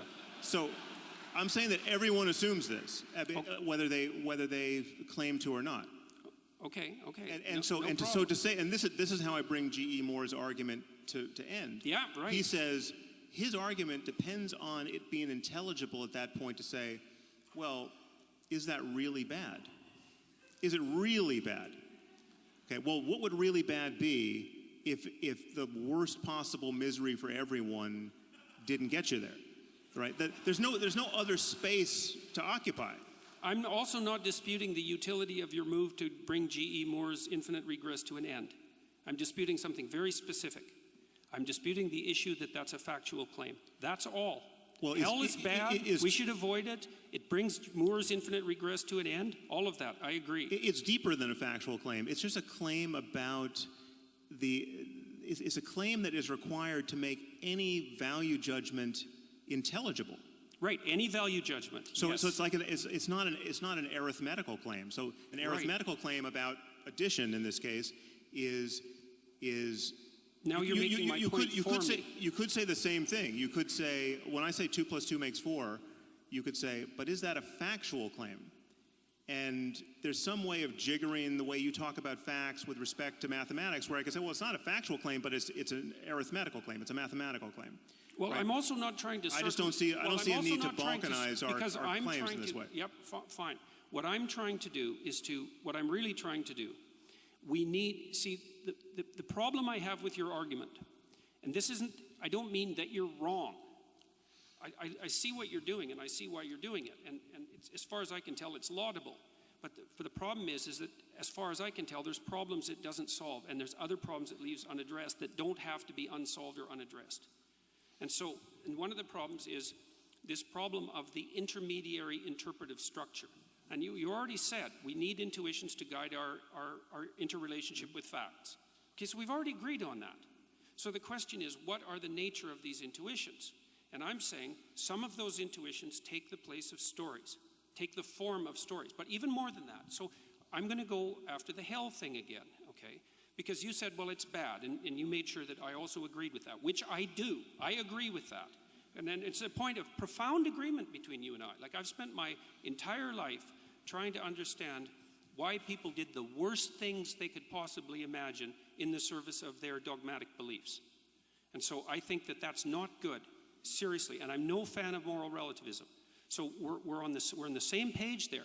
Now, but what I noticed in when you wrote The Moral Landscape is you tell it, and I'm not trying to trap you, you tell a story about, it looks to me like it's a story about heaven versus hell, essentially. Let me use that language momentarily. But it's also a story about good versus evil. And this is why, is because the question is, what's bad about hell? Now, you say the suffering. It's like, fair enough, man. True enough, but not true enough. So in Dante's vision, what's also bad about hell? In addition to the suffering, the actions that put you there, the malevolence that generates well, sure, it. okay, but that's part of the suffering. So no, it's not. No, it's not. It's not the same as the suffering. It's not the having your hand cut off. It's the pleasure that's derived by the person who cut it off, and that is a different thing. That's more. So, but that's part of my picture. Well, but wait, it's an important. The distinction is important. But, so but for example, but Jordan, my picture of the moral landscape includes all of this. It includes everything that, and this is why I don't readily answer to the name of utilitarian or consequentialist, because the way those views tend to be taught, they tend to take as in the tally of consequences, you leave out the psychological implications of being the sort of person who would have sought those consequences or behaved that way, right? So I would grant you, and I'm explicit about this whenever I talk about this, that part of the picture of any consequentialist discussion of well-being is everything about the human mind and social relationships and societies born of all the individuals living together. Everything there that leads to different states of consciousness. So it's like you having negative intentions towards other people that give you that produce certain negative actions in the world. Those intentions themselves are part of the consequential picture. Those intentions themselves close the door to certain kinds of positive mental states that you don't have. Let's say you don't have compassion because you wake up every morning just trying to figure out how to manipulate people. Well, not being able to feel compassion for other people is a bad thing for many reasons we could adduce. And yet the usual consequentialist picture just looks at what's happening out in the world in terms of the body count. And that's not, it's all part of this picture. We're all talking, anything that can possibly affect a conscious mind anywhere is part of the picture that I'm painting, that I'm calling the moral landscape. Okay, so I want you to let me step in. I think I can. We need to bring you guys. I can get us somewhere. All right, I'm going to start with you, Sam. Okay. Let's swap out the idea of metaphorical truth for something a little harder-headed. Heuristics, right? We have heuristics. We use them to perceive the world. They're often highly reliable. In fact, almost everything that you believe that lets you operate has to be a heuristic of some kind. I mean, if you decided to learn to drive and you got into the car and they said, okay, well, it's all quarks out there, right? You need to understand how quarks interact with each other. Not useful. Right, not useful, right? What you need are some heuristics in which you can stipulate that there's something called a vehicle out there and you don't have to be overly precise about what it is and you learn to avoid it, okay? The heuristics vary a lot in quality. Some of them are really good. The periodic tables are really good, okay? The idea of gravitational potential energy is kind of crappy, right? If I have a phone on a table here, I can tell you how much potential energy it has by measuring its mass and its distance from the ground, but if I've got a hole at one depth on one side of the table and another depth on the other side of the table, I can't calculate it because it's a crappy heuristic. Works well enough in regular stuff. Right. Now here's the question. What if these religious texts are heuristics through which most people simplify calculations that they are in no position to do based on the limited amount that they are capable of perceiving, the amount that they understand about the things that are in play. So they're deploying these heuristics maybe to reduce things that degrade well-being. If it were true that religious heuristics increased well-being by allowing people to actually, on average, operate in the world in a way that increased well-being, what would you say about them then? Well, I would worry much less about them, obviously. I mean, and that's why I don't treat all religions equally. I mean, they're religions I literally never think about because I'm not seeing the daily casualties of those belief systems. So, But you say that as people get away from fundamental versions of these things, and I'm not advocating for fundamentalism here, but you say yourself, as people get away from the fundamental versions of these things tend to go haywire. And so, in essence, what you're saying is that as they people tend to go haywire in what sense? Oh, I thought I was interpreting... Multiplicity of interpretations. Right. Well, yeah, but so people are in, That's people the are in moral search of relativism better problem. heuristics. I think the pressure is some of these heuristics are obviously so bad that there's civilizational pressure to find better interpretations. Better ones, and But you said that the fundamentalists have an advantage. Yeah. What is that advantage? Because if you just go back to the text and say, listen, I want to understand what these words mean, right? You get at the first pass the quote literal interpretation, right? And you're not bringing any armamentarium you've got from the outside, from other parts of culture, to parse the text. You're just trying to, if it's in English and you speak English, you're just trying to decode the words, right? And when it says, if the girl's not a virgin on her wedding night, take her to her father's doorstep and stone her to death. That you know what stone means, you know what girl means, you know what father means, and you're 90% there to an obvious atrocity. Right? I get the horror of it, and we'll get to that in a second here. Yeah. But the basic point is to say that the fundamentalists have an advantage is to acknowledge something functional about those stories, which I'm claiming are going to be some kind of evolutionary heuristic for living a life. Doesn't make them defensible. They have an advantage. It's not an advantage that. It's an advantage. It's a mimetic advantage. It's an advantage. ISIS has the advantage when the people who share their interpretation of Islam. It's why someone like Anwar al-Awlaki could make YouTube videos that so many people found compelling.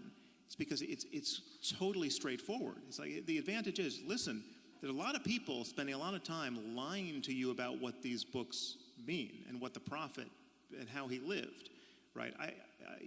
You know in your heart that my interpretation of this is correct. You just read the words, right? And there's a strength in that. There's an honesty in that. It's clear when it says sacrifice a goat. Goat means goat, right? Like you don't have to do something else to make goat mean having nothing to do with goat, right?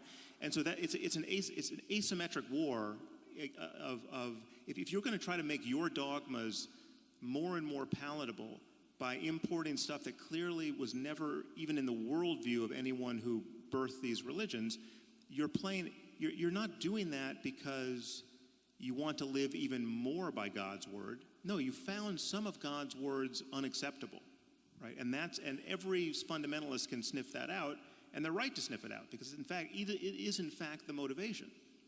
Okay, good. So I think we've got a tenuous kind of agreement that there might be some kind of utility, that utility might be morally questionable sometimes, but that there is some reason that people would resort to a fundamental, simple interpretation, because as they depart from that interpretation, things get more difficult and it creates some kind of disadvantage. Well, part of the problem with that would be that as you move away from the text, you fractionate the moral belief system and you end up with a nihilistic situation. So as you move away from dogmatism, you move towards the parallel danger, which is moral relativism and nihilism.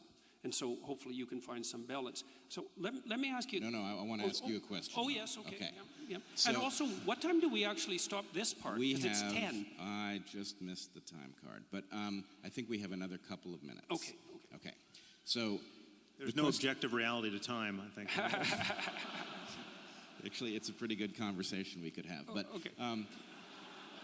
So here's my question for you: is if we agree that there is some way in which religious texts carry some kind of value because they allow people to figure out how to navigate their lives in ways that might reduce suffering, reduce the complexity of the choices that they have to make.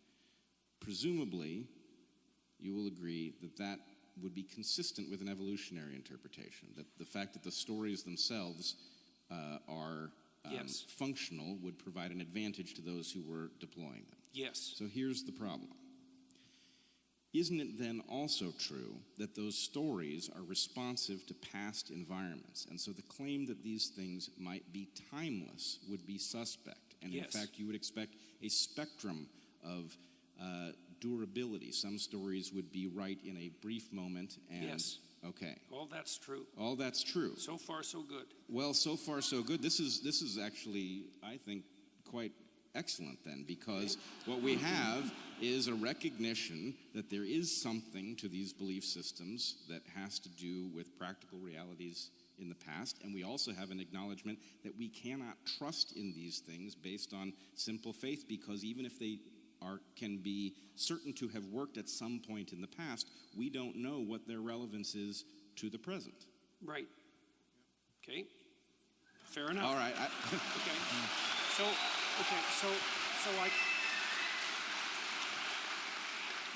I would say that's two things about that. That's exactly why we're having this discussion. And you see, what happens in the most profound of such texts is the idea that the process by which your knowledge is updated has to occupy a position in the hierarchy of values that supersedes your reliance on dogma is the fundamental claim. That's why, for example, in Christianity, the notion is that the word is the highest of values. And that's the embodied word.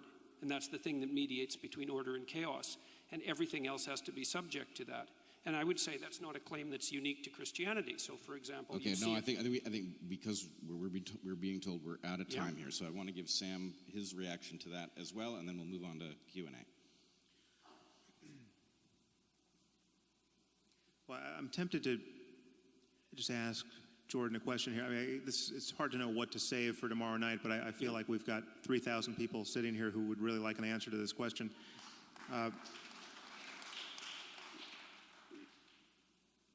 You say you believe in God. You have been... No, I say I act as if he exists. You say what? I say I act as if he exists, Okay, which is a much more precise claim. Okay, so then what, but in this case, what... So you act as though God exists. Yeah. And in addition, I've heard you say that I act as though God exists, that I can't really be an atheist. So far it seems that. Right, yeah. We'll see. The night is young. Yeah.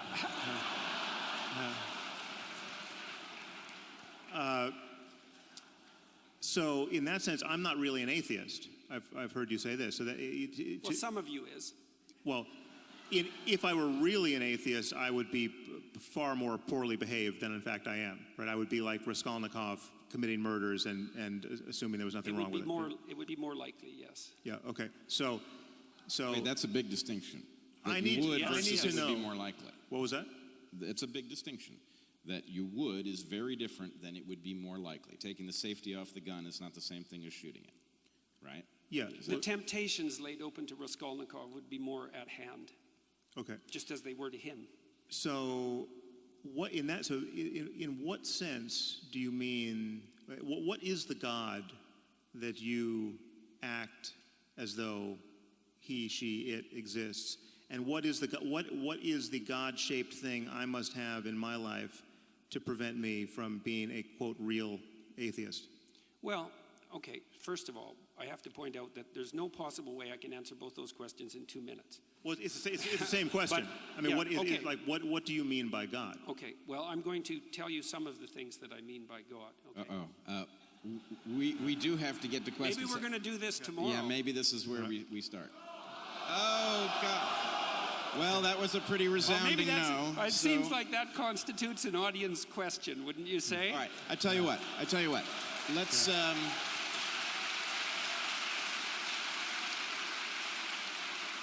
Let's do this, but let's be deliberate about time.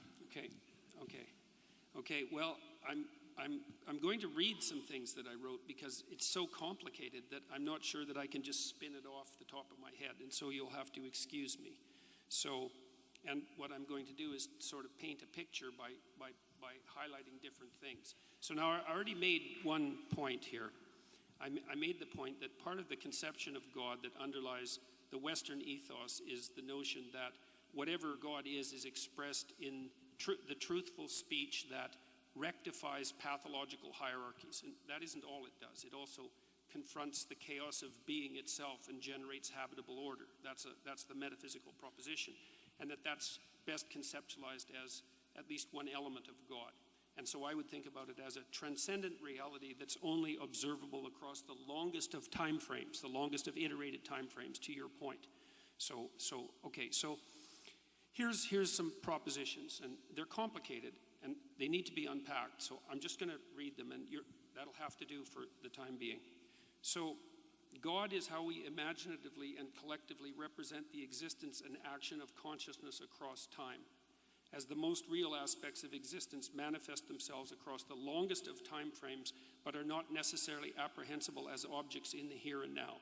So what that means in some sense is that you have conceptions of reality built into your biological and metaphysical structure that are a consequence of processes of evolution that occurred over unbelievably vast expanses of time, and that structure your perception of reality in ways that it wouldn't be structured if you only lived for the amount of time that you're going to live. And that's also part of the problem of deriving values from facts, because you're evanescent and you can't derive the right values from the facts that portray themselves to you in your lifespan, which is why you have a biological structure that's like 3.5 billion years old. So God is that which eternally dies and is reborn in the pursuit of higher being and truth. That's a fundamental element of hero mythology. God is the highest value in the hierarchy of values. That's another way of looking at it. God is what calls and what responds in the eternal call to adventure. God is the voice of conscience. God is the source of judgment and mercy and guilt. God is the future to which we make sacrifices and something akin to the transcendental repository of reputation.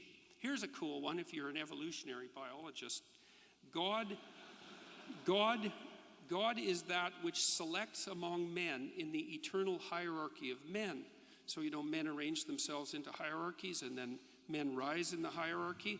And there's principles that are important that determine the probability of their rise, and those principles aren't tyrannical power. They're something like the ability to articulate truth and the ability to be competent and the ability to make appropriate moral judgments. And if you can do that in a given situation, then all the other men will vote you up the hierarchy, so to speak, and that will radically increase your reproductive fitness. And the operation of that process across long expanses of time looks to me like it's codified in something like the notion of God the Father.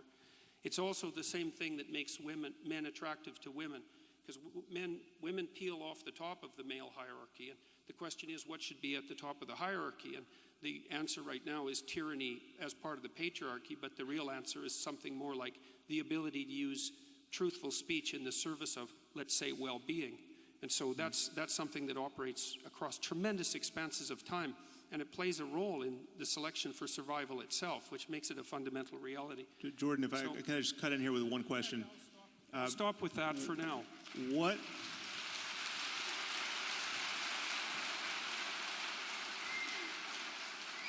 So I was not hearing in that list of attributes a God who could care if anyone masturbated. I was not hearing a God who. Depends on what else is stopping you from doing, Sam. Well, sorry, I missed that. I said it depends on what else it's stopping you from doing. Well, yeah, okay. So it's Yeah, but important to live. but seriously. It's important to do something other than masturbate. Yes. Yes, which actually constitutes a problem for many people. Which is harder than it sounds. Yeah. I'm not hearing a God, a personal God who can possibly hear anyone's prayers, much less answer them, right? And so I'm wondering what percentage of religious people who would say, "Oh yeah, I believe in God and it's the most important thing in my life," what percentage of those religious people do you think have in mind a God of the sort you just described? I don't know, Sam. It's a good question, because when I go talk to people, when I talk to people online and use exactly this terminology, millions of people listen. So it's not so obvious what percentage of people see it this way. It may be that they have the intuitions, but they haven't been articulated well. I mean, this is the problem. This is what worries me about this. So, you could do the same thing with the idea of ghosts, right? So people traditionally have believed in ghosts. It's an archetype, you might say, the ghost. Survival of death is certainly an archetype. And we know what most people most of the time mean when they say they believe in ghosts. And I say, I don't believe in ghosts. And you say, no, you do believe in ghosts. Ghosts are your relationship to the unseen. That's a ghost. So you have a new definition of ghost that you're putting in the place provided, which I have to say, well, of course I have a relationship to the unseen, so yeah, I guess I do believe in ghosts. You know, you win that argument. But that simply isn't what most people mean by a ghost. Most people but you mean... can't use that simplified argument about my conception of ghosts as an analogy for the propositions that I just put forward. This is what I see you do. I mean, maybe you have more to say on the topic of God, but this is what I hear you doing with God. You have defined the God that most people believe in, and we know this is the God that most people believe in. I was asked what God I believed in, not yes, what no, most but people I'm asking you what percentage. Yes, but you by shifting the definition, you have robbed the noun, the traditional noun, of its traditional meaning, and you're imparting to people a sense. Wait a second. Wait a second. People. I'm not so what sure do you mean of by this. traditional meaning? Look, it's one of the elemental claims in the Old Testament is that you're not even supposed to utter the name of God, because by defining it too tightly, you lose its essence. And so let's not be talking about what the classical definition of God is here, okay? It's a historical non-starter. Okay, and there's plenty of religions that can I check in with the audience? Is the audience all right with us continuing down this road? No, okay. So can I jump in here? You're sacrificing your Q&A. So yeah, that it is at the expense of Q&A. That's what you're giving up. But I think it's probably worth it. So let me say, Sam, I do not believe in a supernatural God. But the God that I heard Jordan just describe, I do not have any difficulty understanding why he might care if you masturbate, and I also don't have any trouble figuring out how he might answer prayers. Well, tell me more then. Well, I can tell you how a prayer might be answered. Okay, but these are it's specific, so you could let me do that. So it'll be interesting. So I'm not Jordan. We've not talked about this. If I heard an answer from him that actually would satisfy me as to what the mechanism of action might be, that'd be pretty interesting. And if he can tell me what I heard, I think it would suggest that we're not just making up stories here. Okay, so you might like this, maybe not, but it's possible. Okay, so imagine that. Okay, so let's imagine that hellish situation that you laid out. Okay, but let's put the extra twist in it, because one of the things that we both decided, I think, was that you also have to build in the intent into that. So let's say the hell that we're talking about isn't the victim of the terrible massacres that you laid out in the jungle story, but a perpetrator. Okay, so someone who's actually acted in a malevolent manner, truly malevolent manner. Okay, Or maybe perhaps we wouldn't have to take that extreme case. We could say, well, perhaps you've decided that, any of you, you've decided that you've seriously done something wrong, okay, and that you want to get away from hell. You want to make things better. Okay, so here's an exercise you can try. So what you do is you sit on the edge of your bed and you say, okay, what I did was wrong. And you have to really believe this, right? So you've thought about it. It's killing you. It's killing you. So now you're penitent and you're confessing, let's say. And you're confessing to yourself as much as to anyone. And you say, I really want to know what I did wrong. And I really want to know what I could do to put it right. And I'm willing to accept any answer that will manifest itself to me. Try that. See what happens. Well, that's a prayer that will be answered, and it won't be answered in the way that you want it to be answered. I can bloody well tell you that. Okay, but that... Well, what are you communicating with when you do that? No, that is something that is a process that I'm familiar with. It doesn't require any supernatural explanation, and it certainly doesn't require that we imagine that any of our books were dictated by the creator of the universe. I didn't say that it required any supernatural explanation or that it required the book. I was asked to provide an instance of prayer that worked, and that's what I did. I didn't do anything other than that. That's fully understandable in terms of human psychology.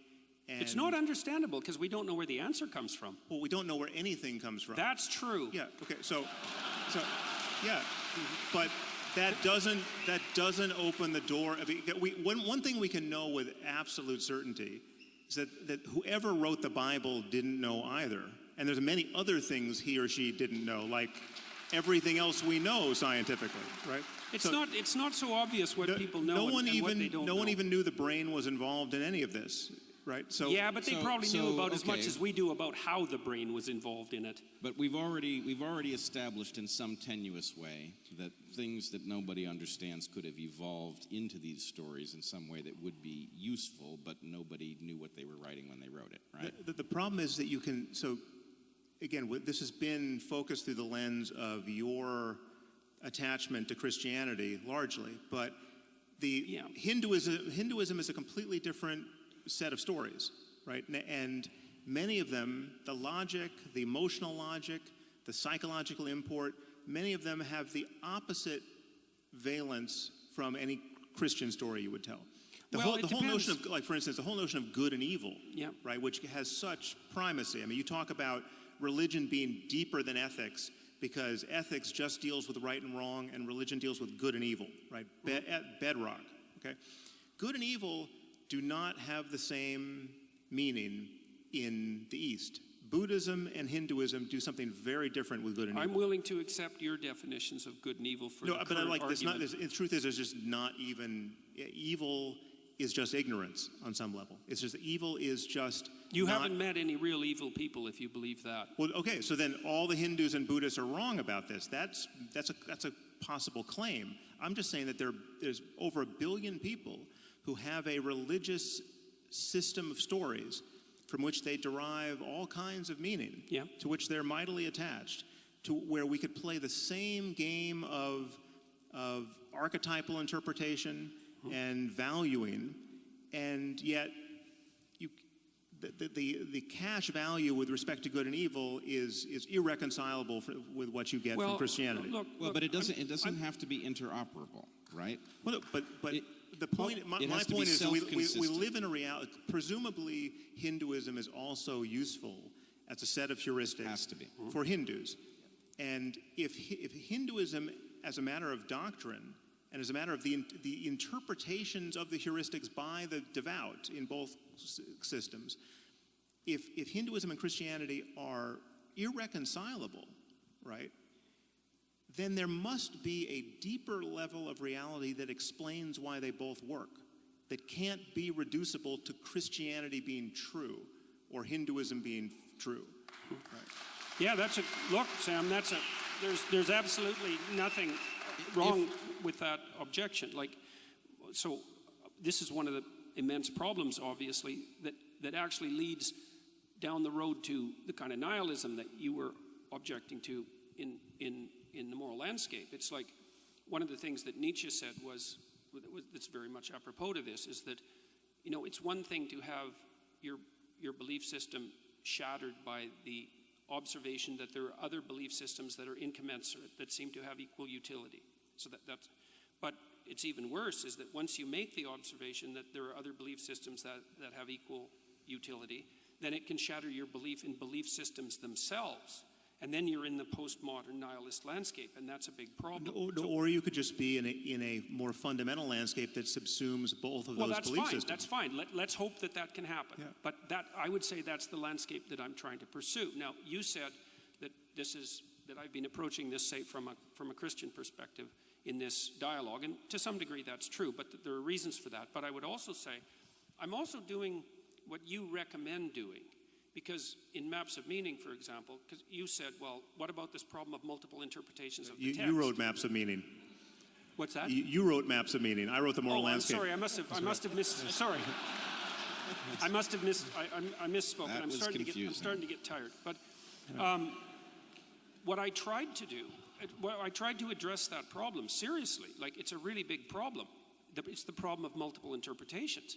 It's the postmodern problem, is that there's an infinite number of potential interpretations. Okay, so so what do we do about that? And the answer is, it's something you allude to, in the moral landscape. And it's part of the basis of your argument why these things need to be grounded in facts. So, because that is part of the answer to the problem of an infinite number of interpretations. In Maps of Meaning, I tried to do what E.O. Wilson recommended, but this was before he wrote his book. I tried to use a consilience approach. So I looked at multiple religious systems. I looked at Christianity. I looked at evolutionary biology. I looked at philosophy. I looked at neuroscience. And I looked at the literature on emotion and motivation and the literature on play that was very nicely delineated by Piaget. And I tried to see where there was a pattern that repeated across all dimensions of evaluation, which is exactly what you do, for example, when you use your 5 senses to detect something real in the world. And that's what Wilson recommended, was a consilience approach. And so my proposition was, if it manifests itself here and here and here and here and here, 6 places, and it's always the same pattern, then the probability that that pattern exists independent of my delusional interpretation is radically decreased. Yeah, my claim, however, is that many of these things don't repeat. In fact, they're flipped around completely based on different religious assumptions in different cultures. And again, I mean, yeah. I would just argue, we can table this for another discussion. I was trying to dispense with those. But I'm just saying something as fundamental as evil doesn't run through all these cultures and all these religious traditions. Then how can you make the claim that everyone would agree with your description of what constitutes bad in the beginning of the moral landscape? It would be, it's not evil in the sense that there's bad and good. There's better and worse. There's better and worse. So can we Sam, there's either universal moral intuitions or there aren't. Yes, no, which is it? Yes, no, but so evil. Are some moral intuitions universal? Yes, no, I would think, listen, we are just human beings, right? We're human beings first before we're Hindu or Buddhist or Christian. I mean, we all get indoctrinated into the religion of our parents. This is an artifice that's laid on top of something far deeper. That should be obvious. So, right. So we're trying to get down to what's deeper. Okay, so there may be some moral universals. Sure, I think. Okay, Jordan. But is it possible that there are some moral intuitions that are highly specific to particular traditions and wouldn't translate over to others? Yes. It's highly probable, because there would be environment-specific adaptations, like the environment-specific tool use of chimpanzees. Right. Or maybe it's not even the environment. Maybe it's the self-consistency of the belief pattern in question. So I would put that in the broader environment. It might be a consequence of the particularities of that culture. There would be things that, look, think about it like languages. Like many, and this is kind of an answer to the problem that you laid out, which is a real problem. I'm not trying to deny the problem. If you look at, there's a lot of languages. Lots of languages. Look at how different they are. It's like, yeah, at some levels of analysis, they're fundamentally different. And at other levels of analysis, they're fundamentally the same, which is how we know that they're languages. And you could say, well, there's a very large number of stories. It's like, yes, there are. But the fact that there's enough commonality across the class of stories, the set of all possible stories, so that we can identify what constitutes a story. And I would say that there's enough commonality across the set of all possible good stories that we can say, well, here's a canonical good story, which is, by the way, what you do at the beginning of the moral landscape. Because you say, this is horrible, this is good. We should move from what's horrible to what's good. Say, yes, you've taken a fragment of the universal story and you've made it the axiom of your moral system, which is what you should do. But the claim that I think is not helpful, even though I understand it, is that that's purely a claim of unmediated fact. It's like, no, there is no unmediated fact. There is, yes. Even facts aren't unmediated facts. I mean, you can't judge something to be factual without presupposing the validity of certain intuitions, like that causes precede events. Or causes precede their effects, and those intuitions could be wrong. I mean, we could live in a teleological universe where everything is getting pulled into the future by some kind of attractor, right? And our notion of causation is totally backwards. That remains to be discovered, and we would use other intuitions to make that discovery. But again, you do pull yourself up by your bootstraps, and that there's no branch of science or mathematics or anything fundamental, logic, that can get away from that. Right, well, and that's another place we can given that picture, that doesn't render all intuitions equally respectable. Absolutely. Right? Someone agree. says, well, I happen to have an intuition that Joseph Smith saw those golden tablets and they were, and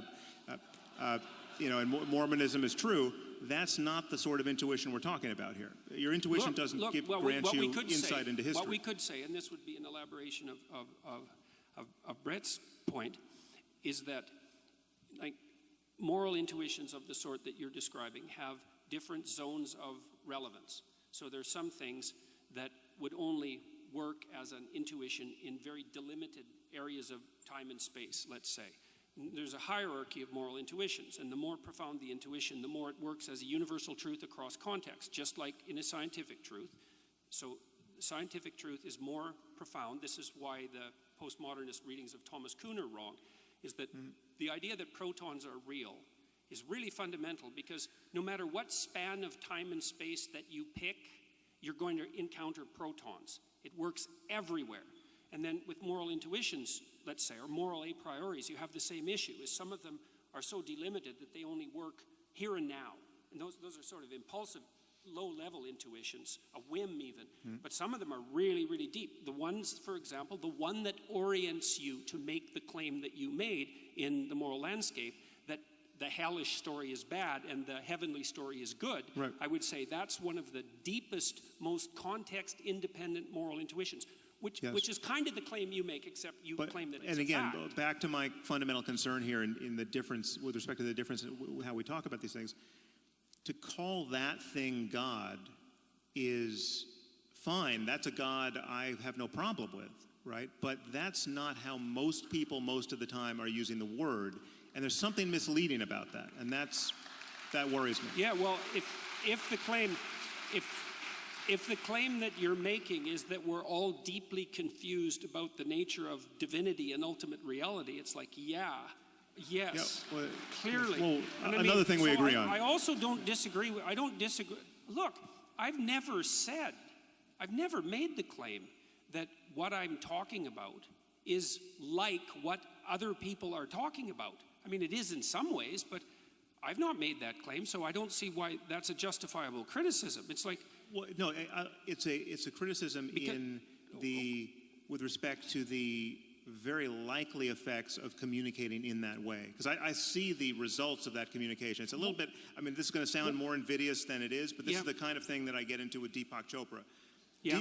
Deepak and I agree about a lot. I think it's more invidious than it sounds, actually. Yeah. Well, you're not wearing rhinestone glasses. If you graduate to that, we'll have more of a problem. But Deepak clearly wants to let his audience believe that everything they're into is on some level justifiable by his reading of quantum spookiness, right? Yeah. So if you want to go out and just buy a lot of crystals and think they're going to heal you, it has something to do with the that sounds quantum nature of reality. absolutely nothing like me. No, but I think Deepak could say, if I got his back to the wall, Yeah. Deepak could honestly say, listen, I've never said anything about crystals, right? I'm not selling crystals. I've never said they work, but it's the way in which he's failing to make the clear differentiation. The fact that it takes you 20 minutes to admit that a lot of the Bible is filled with barbaric nonsense. I don't think it took me 20 minutes to admit that. Well, yeah. We'll go to the tape on that. These things matter. These things matter. And I'm just saying, it's like you own look, it. if you're saying that there's a danger, if you're in a parish of 1, Yeah. or in a parish of 1,000, or a parish of 100,000, but not in the parish that has anything in common with the Bible thumpers in my country who think that Jesus is very likely coming back in their lifetime because he never died, and he's going to judge the living and the dead, and there will be a resurrection and hellfire and all the rest. If that's not the game you're playing at all, own it.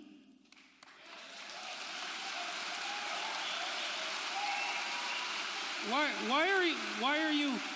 are you all applauding about that? It's like, what do you mean own it? It's like, I already made my claim. It's like, I'm not playing a religious fundamentalist game. So what's all the applause about? So I don't understand that. And own it, it's like, I was as clear as I possibly could be when I delineated my answer to the question. People say, well, what do you mean by God? Someone once asked you if Jesus you was want a 1 second answer? But no. Well, forget it, man. Jordan, Jordan, wait a minute, hold on. I think we can actually.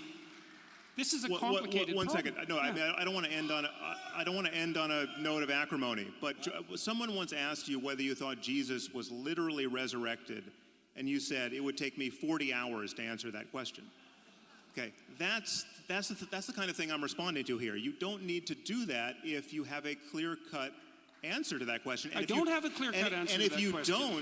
And if you don't, that connects with many other things that we still have to talk about. Yes, definitely. Yeah, I definitely. mean, because that. It isn't obvious in the biblical account that Christ was literally resurrected. So it's not simple. This is not simple.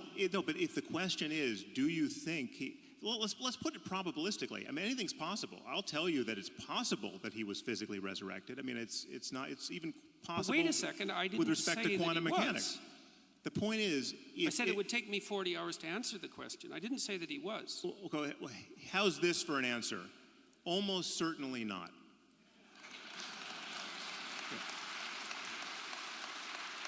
What's wrong with that answer? You want? I think I know what's wrong with that answer. It's a fine answer, and people have been giving that answer for a very long period of time, but the idea doesn't seem to go away. Okay, but that's evidence of what exactly? I don't know. Okay. Well, I can tell you one thing it's an evidence of. There's a deep idea. Let this be the doorway to our next 3-hour conversation. Sure, sure. So we have 10 minutes left. Okay. Oh, well then, let's answer that question in 10 minutes. So wait, I want you to trust me here.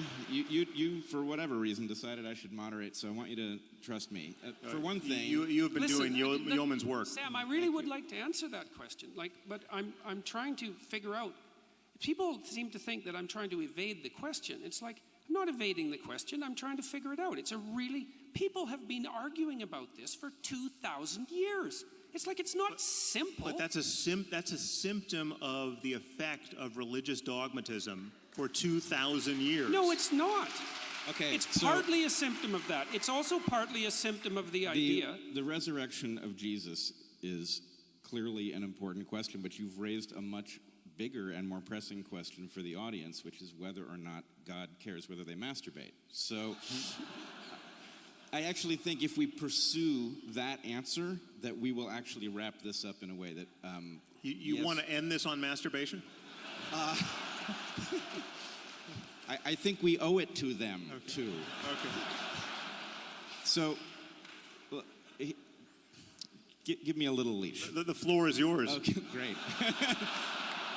How did I end up here? All right.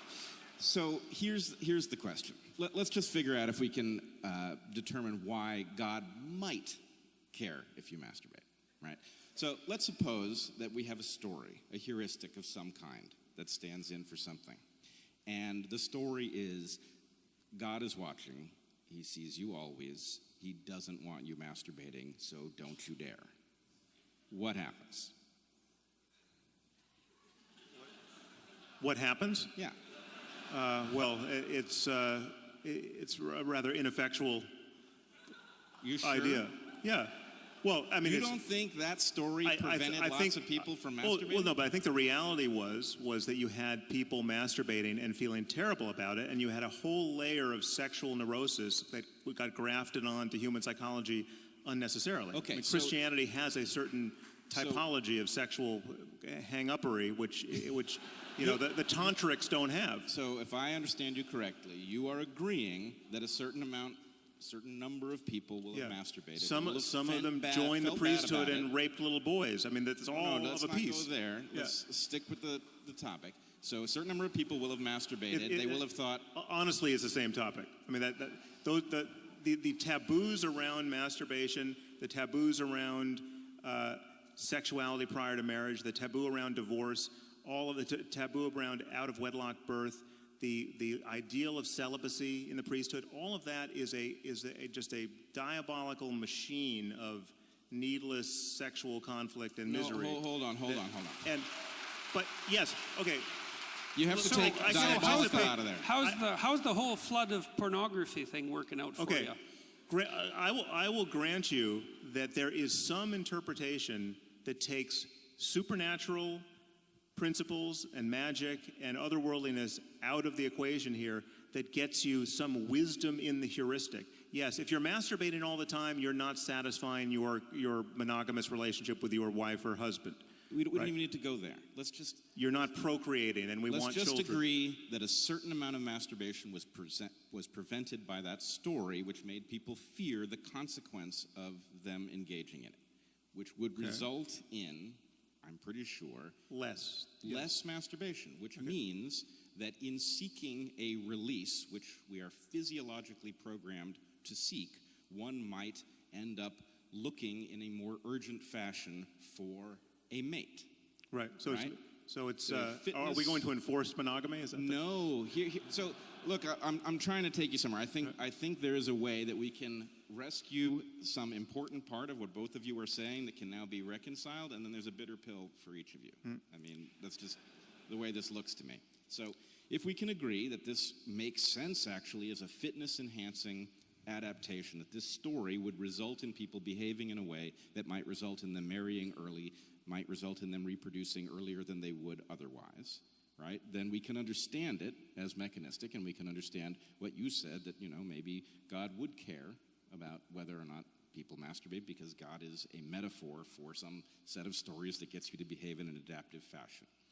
But the point for you then would be that Sam is arguing, with reason, we can decide whether or not to employ this story at this moment, whether it's a good idea for us to urgently reproduce as quickly as possible, which, for example, increases the size of the population of the planet, whereas delaying reproduction keeps the rate of population growth down and might be a better choice for a moment in history when we have 7.5 billion people on the planet. So, in some sense, what I think I see is the religious story itself makes some kind of sense if you adhere to it in a manner that you are obligated and have no tools with which to question it. Then you will miss the fact that at this moment you might want to throw that story out. But the problem is it doesn't make sense, and this is a problem with these heuristics in general.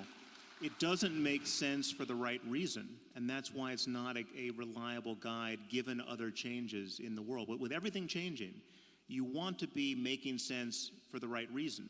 You don't want it so useful fictions have to be retired at a certain point. Useful truths stay true. I mean, because they're based on your engagement with reality. And so to take your point about pornography, which I think is totally valid, you could have a completely rational conversation in terms of human psychology and sociology and what you want society to look like about the corrosive nature of pornography, right? That's not, you don't have to be a Victorian prude to worry that there might be something wrong with the infinite availability of pornography to 13-year-olds and above, right? I mean, that's I don't know what generation of human beings we're raising in the current environment. It's quite worrisome, actually.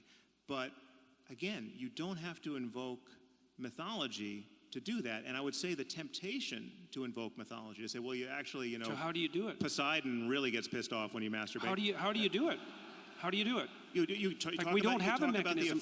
We have no mechanism for controlling that. Talk about the effects on human relationships and your own mind and your own intention and the way you view other people. Sam, that barely works for sex ed. It barely works for condom education. What was that? It barely works. Like those sorts of educational interventions to stop that kind of fundamental behavior have very little effect. People aren't nearly as amenable to behavioral changes as a consequence of rational educational interventions as you might hope. I mean, and that's part and parcel of very broad clinical literature. They're not as amenable to dogmatic intrusions either. I mean, they are, and that might be a problem. And there are problems with that. Well, no, because they're, again, this is just. Like the terror of God in that situation. All going in. The problem is that even if you could make the case that a dogmatic attachment to one or another religion was better, all things considered, than being secular, truly secular and truly rational, right?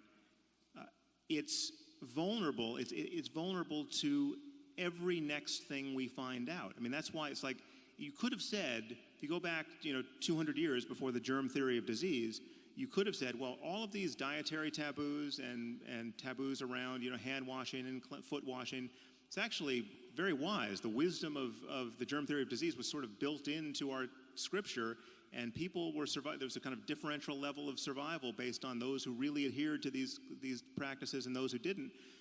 Okay, but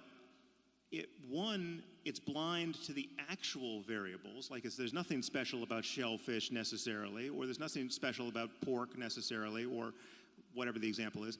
And once you get the actual variables in hand, then the whole edifice comes crashing down, and then you really just want to understand the variables that work. Look, I don't know if the whole edifice comes crashing down, and it isn't clear to me that you want to claim that, because one of the things you did say in the moral landscape, and I think this is associated with your interest in spirituality, is that there is some baby mixed in with the bathwater. And the question is, how do we distill that out? Yeah. And the objections that you're raising are the objections that are, look how difficult it is to do the distillation. It's like, yeah, absolutely, man. And it's not like I'm a foe of the Enlightenment.